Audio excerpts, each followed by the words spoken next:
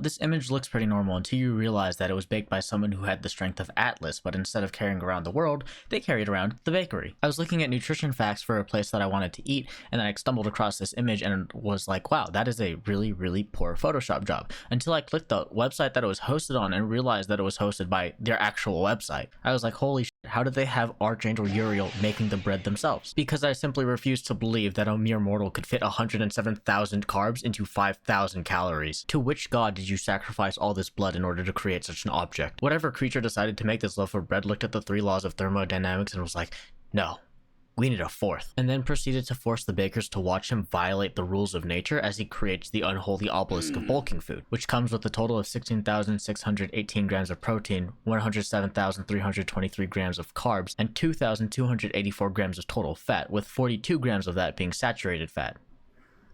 I'm sorry, I mean 542 grams of saturated fat. The entire thing was being covered by the fact that it's 231 kilos large, or 510 pounds, and for those who don't know, that's about a quarter of a queso large. Despite that being only one serving, I think the funniest thing about this image is the fact that the sodium content needs to use a scientific notation to write the entire thing down. It's enough of the daily value percentage that it doesn't even have a proper percentage written down in the first place. This is enough sodium to send about 833 orphans to the hospital.